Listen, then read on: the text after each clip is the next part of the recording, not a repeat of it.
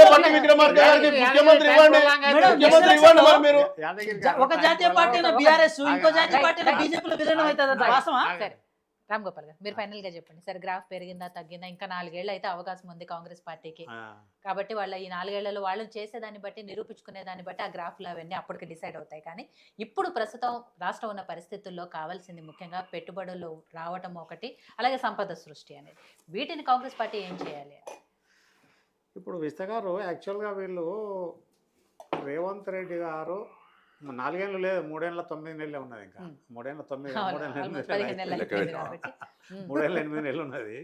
అయితే వీళ్ళు టైం ఇప్పుడు రేవంత్ రెడ్డి రాజకీయంగా ఒకడేక ఏదైతే ఉందో, ఇటు పాలిటిక్స్ లీడర్స్ మెయింటైన్ ఏదైతే ఉందో వాళ్ళని మెయింటైన్ చేయడం అనేది ఆయన ఒక్కంతో ఇక్కడ అడ్మినిస్ట్రేషన్ అన్న దాని మీద అయ్యే పని కాదు. క్యాబినెట్లో ఆల్రెడీ డిపార్ట్మెంట్లు 58 ఉన్నాయి, మంత్రి పదవులు 18 ఉన్నాయి. దీన్ని ఎట్లా రీఆర్గనైజ్ చేయాలనే రిఫార్మిటీ అన్నది ఇక్కడ ఎవరు పాటించిన పాపాన పోతున్నారు. ప్రజల జీవితాలను గాలికి వదిలేస్తున్నారు. 5% పెన్షన్స్ ఇచ్చినాము, లేదు అది ఇచ్చినాం ఇది ఇచ్చినాం కాదు. ప్రజలకు మౌలిక వసతులు కల్పించాలి వీళ్ళు. విన్నారా? విద్య, వైద్యము ఏదైతే ఉందో వసతి, తర్వాత ఈ పవరు, తర్వాత వాటరు, ఇవన్నీ ఇంపార్టెంట్ ఇష్యూస్ ఉన్నాయి. కాబట్టి దీని మీద కాన్సన్ట్రేట్ చేయాలి. ఏది రేవంత్ రెడ్డి గారు ఏదైతే ఉందో ఆయనకి ఎవరు సలహా ఇస్తారో ఏమో తెలియదు. నేను చెప్తున్నా, వెంకట్ రాసుకో. రైట్ టు సర్వీసెస్ యాక్ట్ అంటే సేవా హక్కుల చట్టము ఇప్పుడు మధ్యప్రదేశ్లో ఉంది, పంజాబ్లో ఉన్నది, కేరళ ఉన్నది, దాదాపు 12 రాష్ట్రాలు ఉన్నది. అందులో అది పెడితే అది కత్తి ఊలాడుతుంది. ప్రతి ఒక్క ఉద్యోగి భయంలో ఉంటాడు, పనిచేస్తాడు. లక్షల రూపాయల జీతాలు తీసుకుంటూ ప్రజాసేవలను గాలికి వదిలేస్తే మంత్రులు పట్టించుకున్న పాపాన పోతలేరు, ఏదైతే ఉందో శాఖాధిపతులు పట్టించుకున్న పాపాన పోతలేరు, ఏమున్న దాని మీద లేదు. ఇప్పుడు ఇంకొకటి అంటే ప్రతి రిఫార్మెంట్ తీసుకురావాలి. పవర్లో కానీ, తర్వాత ఇప్పుడు మూసీ రివర్ ఫ్రంట్ అనేది ఉన్నది, చేయాలని దాని మీద మధ్యలో వదిలి కాదు కదా, దాన్ని చేయాలి. అది తప్పులు ఏదైతే ఉందో 2014 జూన్ తర్వాత మొదలుపెట్టి వీళ్ళు వచ్చేదాకా కూడా మూసీ మొత్తం ఎంక్రోచ్మెంట్ జరగడం జరిగింది. ఎందుకంటే పవర్ కనెక్షన్లే చెప్తాయి ఎవరి పీరియడ్లో ఎన్ని పవర్లు ఇచ్చారు అనేది. మూసీలో నిర్దాక్షిణ్యంగా ఏదైతే ఉందో మొత్తము డోజింగ్ చేయాలి, అది మూసీ రివర్ను కాపాడాలి. దానికి ఏదైతే ఉందో నేను ఏమంటున్నా, లాంగ్ రన్ బెనిఫిట్స్ క్రియేట్ చేయడానికి రేవంత్ రెడ్డి ప్రయత్నం చేయాలి. ఇప్పుడు రెవెన్యూ కాస్ట్ కటింగ్ రిఫార్మ్స్ ఉన్నాయి. ఒక్కొక్క శాఖలో 5 శాఖాధిపతులు, మెడికల్ అండ్ హెల్త్ ఉన్నది, ఆయుష్ ఉన్నది, ఆయుర్వేద ఉన్నది, హోమియో ఉన్నది, తర్వాత ఎడ్యుకేషన్ వాళ్ళకు ఉన్నది. ఇవన్నీ ఏదైతే ఉందో అన్ని తీసేసి ఒకటే దాని మీద తీసుకురావాలి. అగ్రికల్చర్ ఉన్నది, అగ్రికల్చరు, హార్టికల్చరు, సెరికల్చరు, ఫిజికల్చర్, ఇవన్నీ వెటర్నరీ, ఇవన్నీ ఒక గొడుగు కిందకి తేవాలి కదా. ఇటువంటి రెవెన్యూలో 3-4 ఉన్నాయి, తర్వాత పంచాయతీరాజ్లో 3-4 ఉన్నాయి. ఇవన్నీ ఎందుకు? కాస్ట్ కటింగ్ ఏదైతే ఉందో ప్రజల సొమ్మును సేవ్ చేసి ఏదైతే ఉందో దుబారా తగ్గిద్దామన్నది, అది పక్కకు పెట్టేసి ఏదో ఇస్తారు. ఆయన 9.5 ఏళ్ళు కాలయాపన చేసిపోయాడు. ఈయన వచ్చినాక సంవత్సరం 3 నెలలు అయిపోయింది.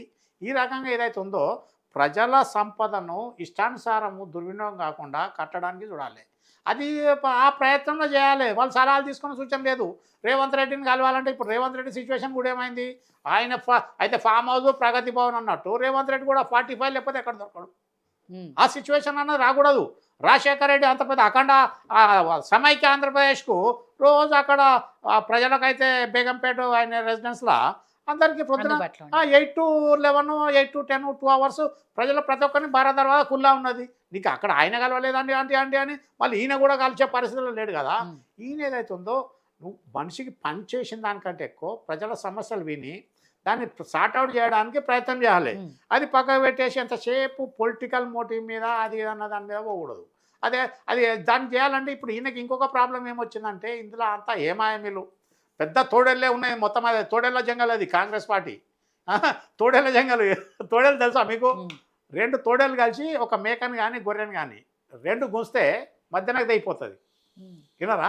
మీకు వాస్తవం అది తెలియదు మీకు. మాకు గొర్రెలు ఉండే 200 గొర్రెలు ఉండే మాకు. తోడేళ్ళు ఆ రకంగా మా షేర్లో చూసినాం. అట్లా అది గుంస్తే 2 భాగాలు అయిపోతుంది. అంత పవర్ఫుల్ ఉంటాయి అన్నట్టు. ఇక్కడ కాంగ్రెస్లో వీళ్ళు అందులో ఉన్న పెద్ద ఉద్దండులు, పాత వాళ్ళు, వీళ్ళందరూ ఎందరన్నా ఉండొచ్చు. ఇక్కడ మెయిన్ ప్రాబ్లం ఏంటంటే ఆయనకు కోఆపరేషన్ అన్నది జరగడం లేదు. అక్కడ సెంట్రల్ ఉన్న వాళ్ళు గ్రహించడం లేదు. దీని మీద కాన్సన్ట్రేట్ చేయాలంటే ఇప్పుడు వీళ్ళు బీజేపీ పోయి కలిసినంటే బీజేపీ వాళ్ళు ఏం జంప్ గారు అందులో 100% గ్యారంటీ. వాళ్ళు ఎవరు కూడా జంప్ గారు బీజేపీకి వెళ్ళి కాంగ్రెస్కు సపోర్ట్ కూడా చేస్తారన్న గ్యారంటీ లేదు. కాకపోతే ఈయనకంతా అభద్రతా భావం అవసరం లేదు, ఈయన చేసే పనులను బట్టి ఉంటుంది కాబట్టి చేసి సగంలో వదిలిపెడుతున్నాడు. అదే కేసీఆర్ విద్య మొత్తం పాటించాలి. ఈయన పద్మవ్యూహంలాగా దూరడం కానీ మళ్ళీ బయటకు రావడం అనేది కాకుండా 10 మంది ఎమ్మెల్యేలు అగమ్య గోచరంగా సుప్రీంకోర్టులో కేసు నడుస్తున్నది కదా, దానికి రావడానికి అన్నదాన్ని ఇంకో 3-4 గుస్తే అయిపోతుంది కదా. 1/3 అయిపోయిన అనేది అది సమస్యనే స్పీకర్కి నెత్తినప్పు ఉండదు, కోర్టుకు నెత్తినప్పు ఉండదు, ప్రజలకు నెత్తినప్పు అట్లా ఉండదు. గుంజడానికి అసలు పోయిన 10 మంది ఏ పార్టీలో ఉన్నారో తెలుస్తుంది అదే అదే అంటున్నాను నేను అనేది. 10 మంది కూడా ఈయన ఏదైతే ఉందో ఈయనకు అక్కడ ఢిల్లీ పిలుపు, ఇక్కడ లోకల్ లీడర్సు, తర్వాత అడ్మినిస్ట్రేషన్ పార్ట్ అన్న దాని మీద ఒక్క మనిషి ఇన్ని రకాలు చేయాలంటే అది అయ్యే పని కాదు. ఏదైతే ఉందో డీసెంట్రలైజేషన్, అది ఏదైతే ఉందో దాన్ని స్ట్రీమ్ లైనింగ్లా ఎవరికి ఏం చేయాలన్నది మన ఆర్గనైజేషన్ ఏదైతే ఉందో ఎవరే పని చేయాలన్నా అన్న ఎవరి వాళ్ళకి అంట కడితే రెస్పాన్సిబిలిటీ. స్ట్రీమ్ లైనింగ్ చేయకుండా నువ్వు ఎంతసేపు అన్ని నేనే చూస్తానని అన్ని పెట్టుకుని మన వెంకట చెప్తున్న బ్రహ్మాండంగా అనేది ఇవాళ ఈనాడు పేపర్లో ఎన్ని పెండింగ్ ఉన్నాయి ఆన్లైన్లో అనేది ఒక్కళ్ళ మీద ఒక శాఖాధిపతుల మీద మున్సిపల్ కమిషనర్ మీద ఎక్కడ కూడా వీళ్ళ మీద కంట్రోల్ అనేది మెజర్స్ లేదు కదా. మొత్తం ఏదైతే ఉందో ఫైనాన్షియల్ ఎక్స్పర్ట్స్ రంగరాజన్ అసంటే మన ఆయన ఉన్నారు రఘురామ్ రాజన్ అటువంటి వాళ్ళు కన్సల్టెన్సీ తీసుకోవాలి, ఎట్లా చేయాలి, కాస్ట్ ఏం చేయాలన్న దాని మీద. అది ఎక్కడ వీళ్ళ ప్రయత్నమే లేదు కదా. ఆర్థిక మంత్రి ఎవరు ఇప్పుడు బట్టి విక్రమార్కన, ఆయన ఏం చేస్తున్నాడు, ఎంత తగ్గియగలుగుతున్నాడు, ఆయన జీతాలు ఇవ్వాలంటే ఇప్పుడు కాంట్రాక్ట్ ఆయన పాపం ఇవాళ ఓపెన్ స్టేట్మెంట్ ఇచ్చిండు. వీళ్ళకి చెప్పుడు బిల్లులు పేమెంట్ అంటే నెలకు 500 కోట్లు ఎవరికి ఇవ్వాలి మీరే చెప్పురు అని అంటున్నాడు. ప్రయారిటీ మెయింటైన్ చేయాలి, రోస్టర్ సిస్టమ్ మెయింటైన్ చేయాలి. మొదలు వీళ్ళు ప్రభుత్వ ఉద్యోగుల మీద కర్కశంగా పనిచేస్తున్నది. కలెక్టర్లు ఇష్టానుసారం 32 మంది, 30 హైదరాబాద్ ఎన్నో ఉంటాడు, రంగారెడ్డి ఉంటాడు, ఇంకా 31 మంది కలెక్టర్లు అప్ అండ్ డౌన్ కొడుతున్నారు. ఎవడెవడు ఉంటాడు, అడ్మినిస్ట్రేషన్ అన్నది గార్డినర్ లేకుండా 10 మంది. ఇలా రెవెన్యూ మొత్తము ఈకలు వీకిన పక్షి కోడిలాగా అయిపోయి దానికి దిక్కు దినం లేకుండా వీళ్ళు ధరని తీసుకొస్తామన్న దాని మీద లేదు. అది ఎంతసేపు ఎండ్ల వేస్తే ఏమొస్తాయి. మొన్న ఎల్ఆర్ఎస్ అన్నారు, మళ్ళీ ఇవాళ 14% ఇప్పుడు ఏదైతే ఉందో అది దాన్ని ఏమంటారు ఈ ఓపెన్ ల్యాండ్ దాని గురించి లేకుండా మళ్ళీ కట్టుకోమని లేటెస్ట్గా మళ్ళీ డైరెక్షన్స్ ఇస్తూ ఇటువంటి చిల్లర ఏమంటారు సూదులు లేకుండా కూకుండా కాదు. ఇక్కడ గడపారలు వేయడానికి చూడాలి. ఇంకొక స్టేట్మెంట్ కూడా ఇచ్చారు రేవంత్ రెడ్డి గారు, వచ్చే ఆదాయంతో ఎవరికి ఎంత పంచాలో ఎట్లా పంచాలో చెప్పండి మీరే అని చెప్పండి. అది అనడం ప్రతిదానికి లోపంగా వెంకటరెడ్డి సాబ్ ఆయన అన్నంత మాత్రం సరదాగా మాట్లాడతాడు. అదే అది మరి మీరే చెప్పురా ఆయన అంటారు. ఇప్పుడు మెచ్యూరిటీ అన్న దాని మీద ఇంకొకటి అందులో ఏదైతే ఉందో క్వాలిఫైడ్ హైలీ ఇంటెలిజెంట్ ఉన్న వాళ్ళు ఉన్నారు. ఉన్న వాళ్ళ ఎమ్మెల్యేలు ఎవరు ఏందన్నది ఈయన వర్గం తీసుకుని దాని ప్రకారం పోవాలి. అది మేనేజ్మెంట్ అన్నది ఇంపార్టెంట్. ఇక్కడ కాస్ట్ కటింగ్ ఎక్స్పెరిమెంట్ అన్నది గత జూన్ 2014 నుంచి ఇప్పటికి కూడా ఈ దుబారా అరికట్టడం అనేది జరుగుతలేదు. ఇక్కడ ప్రతిదీ ఇష్టానుసారం పంచడం అనేది కాదు. అది 22,000 కోట్లు వాళ్ళు రాళ్ళు రప్పలకు రైతు బంధు వేసారు. ఎవరి సొమ్మది 22,000 కోట్లు మామూలు కాదు కదా. అదో రకం వాళ్ళు జీతాలు ఇవ్వలేని పరిస్థితులు ఉండరు. ఇలా జీతాలు టైంకి ఇస్తున్నారు కదా. ఆ రకంగా అన్నీ తీసుకురావాలంటే ఫైనాన్స్ మేనేజ్మెంట్ ఎక్కడ ఉన్నారో సమిష్టిగా వీళ్ళు అగాధం వర్కులు ఇచ్చి కాంట్రాక్టర్లు ఇష్టానుసారం అన్నది కాకుండా రిటైర్ అయిన ఉద్యోగస్తులకు పెన్షన్ ఇవ్వడానికి కూడా ఇప్పుడు గవర్నమెంట్ దగ్గర డబ్బులు. ఇవన్నిటి మీద చేయాలంటే చాలా ఎక్సర్సైజ్ చేయాలి. ఈయన రాజకీయంలో చూసుకోవాలంటే ఈ పవర్స్ అన్నీ డెలిగేట్ చేయాలి. ఇతరులకు శాఖాధిపతులకు ఒక కమిటీ పెట్టాలి, అడ్వైజర్స్ని పెట్టేసి వాళ్ళు మానిటరింగ్ ఫుల్ టైం మానిటరింగ్ చేసే వాళ్ళకి ఇవ్వాలంటే అది లేదు కదా. పెట్టేసి ధరణిలో తీసుకొచ్చి ఎవరెవరినో పెట్టి పనికిరాని తీసుకొచ్చి మళ్ళీ ఏదో చెత్త అంతా నింపేసి ఇప్పటికి కూడా ఏం చేయాలనేది ఎవరికి అర్థమవుతలేదు కదా. ఈ రకంగా అనుభవం లేనప్పుడు అనుభవంల సలహాలు తీసుకోవాలి. ఇప్పుడు చంద్రబాబు నాయుడు ఎట్లా నడిపిస్తాడు, ఆయన స్వతహాగా ఆయన పెద్ద మంత్రదండం లేదు, ఆయన మంత్రికుడు కాదు. పక్కల పాటు సూచనలు సలహాలు అడ్వైజర్లు అన్ని తీసుకొని ఆయన అడ్మినిస్ట్రేషన్ నడిపిస్తున్నాడు. అది కూడా ఇంతకంటే అఘోరమైన పరిస్థితి ఉన్నది ఫైనాన్స్ ఆంధ్రాలో. ఇంత భయంకరమైన సిచ్యువేషన్ ఉన్నారు. అది అటువంటి అప్పుడు ఉండాలి. బీజేపీ మీద అన్నదాని బీజేపీ వాళ్ళు కూడా ఇవాళ బీజేపీ కూడా ప్రధాన పాత్ర. 56 ఉన్నాయి, 64 కాన్స్టిట్యున్సీస్ వాళ్ళ కంట్రోల్ ఉన్నాయి. ఇప్పుడు వాళ్ళ రూలింగ్ ఏదైతే ఉందో 8 మంది ఎమ్మెల్యేలు, 8 మంది ఎంపీలు, 756 పార్లమెంట్ కింద వస్తాయి, 8 మంది ఎమ్మెల్యేలు. వాళ్ళు 64 కాన్స్టిట్యున్సీలో వాళ్ళు కూడా కాన్సన్ట్రేషన్ ఏదైతే ఉందో వీళ్ళ గ్రాఫ్ పెంచుకోవాలని రేపడానికి మనం యాదగిరి గారు అనుకుంటారు మళ్ళీ వస్తే మళ్ళీ వచ్చుడు అన్నది కళలు, అది భ్రమ. ఒకసారి రాజకీయ లోకల్ పార్టీకి అధికారం పోయిందంటే మళ్ళీ రావాలంటే తల కిందులు పెట్టాలి. 7 సంవత్సరాలు ఉప్పుంది 7 సంవత్సరాలు అది ఎంతమందిని చూడలేదు మనం. మొన్నటికి మొన్న అంత మంచిగా ఏదైతే మొత్తము కరప్షన్ లేకుండా పనిచేసిన 70% పావర్టీని 10% తెచ్చిన నవీన్ పట్నాయక్నే పక్కకు పెట్టిన వాళ్ళు మళ్ళీ రానియలేదు. అటువంటి వాళ్ళు 20 రాజకీయ పార్టీలు వచ్చినాయి పోయినాయి. అటువంటి అప్పుడు ఇక్కడ ఏదైతే ఉందో వీళ్ళు బీజేపీ వాళ్ళు కూడా పార్టీని కాంగ్రెస్ అన్నది ఏమన్నా ఉండని, రేపు నువ్వు రావాలంటే ఇప్పుడు ప్రజాక్షేత్రంలో రాజకీయ క్షేత్రంలో ఇప్పటి నుంచో వీళ్ళు వర్కౌట్ చేసుకుంటే 2029 దాకా వీళ్ళకి వర్కౌట్ అవుతుంది. అది పక్కకు పెట్టేది చేయకుండా ఇక వీళ్ళు ఎంతసేపు బీఆర్ఎస్ వాళ్ళ మీద దుమ్మెత్తి పోసుడు మంచి చేసుకొని మీరు గమనుండుర్రి, రేపు పబ్లికే గ్రహిస్తారు కదా. ఇక్కడ ఓటరే మా రాజులు, ఓటరే దేవుడు, ఓటరే రాజు డిసైడ్ చేస్తాడు, వాళ్ళు మంచి చేయకపోతే మీకు ఇస్తాడు కదా. అంతేగాని హరీష్ ఒక స్టేట్మెంటు, కేటీఆర్ ఒక స్టేట్మెంటు, కవిత ఒక స్టేట్మెంటు, జగదీష్ రెడ్డి ఒక స్టేట్మెంట్, ఇవన్నీ 12 స్టేట్మెంట్ ఎందుకు? పబ్లిక్ పాకలు కాదు పిచ్చోళ్ళు కాదు, అన్ని అబ్జర్వ్ చేస్తారు, ఏమున్నది ఎవరిని కొట్టాలో సాగు దెబ్బ కొడతారు.